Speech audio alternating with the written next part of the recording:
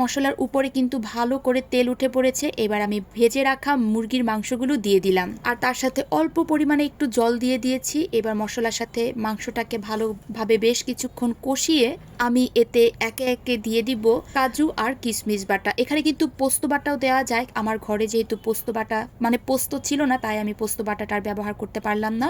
আর তার সাথে বেশ অনেকটা টক দই নিয়ে নিয়েছি। টক দইয়ের মধ্যে অল্প 1 চিমটি লবণ দিয়ে ভালো করে ফেটিয়ে তারপরে আমি রোস্টের মধ্যে ব্যবহার করব।